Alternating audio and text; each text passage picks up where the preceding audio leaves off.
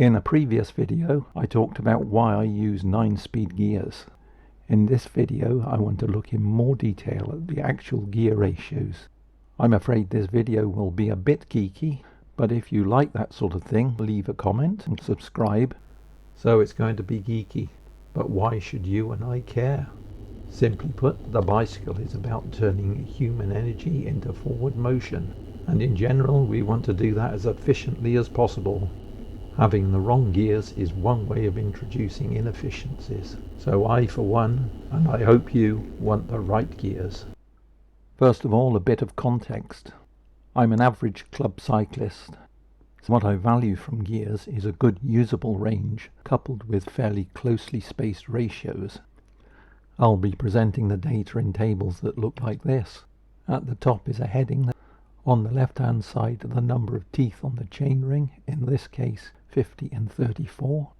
Along the top I have gear numbers, and under that are the number of teeth on each of the cassette sprockets. Here it's from 28 down to 11 teeth. The area marked in green shows the gear ratios in inches. The inch ratio refers to the equivalent diameter of a wheel with a 1-to-1 gear ratio. It originated with the ordinary or penny farthing bicycle. For the average cyclist, a good ratio is between 60 and 70 inches, and high-level track cyclists usually use gears between 90 and about 100 inches. A top-class pro rider can push gears around 100 to 130 inches. For me, a useful gear range will start about 30 inches for climbing hills, up to about 90 inches for going down hills, where I prefer to pedal faster rather than push a higher gear. Let's look at the useful gear ratios in the table. I'll mark ratios outside my useful range in red, along with duplicates. I'll mark some ratios where there might be some marginal benefit with yellow. In the example shown, which is typical of a modern-day bike, of the 22 theoretical ratios, there are actually only 11 useful ratios, and 2 that might be marginally useful in some situation. Yes, that's right, your 22-speed bike only has 11 gears. Here you can see gears 10 and 11 are not useful to me, and gears 8 and 9 are only marginally useful. So getting rid of those gears will have no effect on my useful gear range, and this was part of my rationale for sticking with 9-speed. Let's look at the current 9-speed setup on my Audax bike.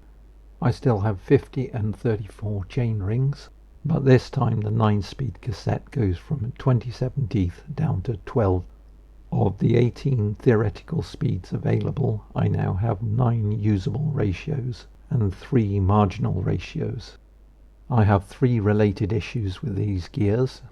I still have gear ratios that are outside my useful range.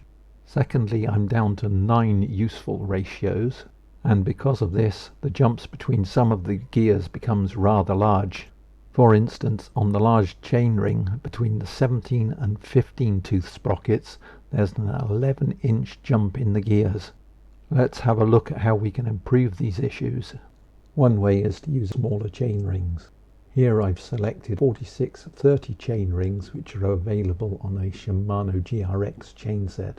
Now I have 11 usable gears and 2 marginal gears. I was so convinced that this was an improvement, I actually bought one of those chainsets and I've put it on the bike. And here it is. The knock-on benefit is that I have lower gears throughout the range. This means I can stay in the large chain ring up some of the shallower inclines around where I live. Actually, this turns out to be quite a nice benefit that I didn't anticipate. Let's look at what we can do about those big jumps in the gear ratios. In the last example, I had 2 marginal ratios. My plan was to trade those for closer ratios. So I bought a new cassette with teeth that range from 26 down to 14. You can see the effect this has in the table. I now have 14 unique gears across my preferred gear range, 3 more than in the first 11-speed example that I showed you, and the maximum jump in the gears is about 7 inches. I'm quite happy with that.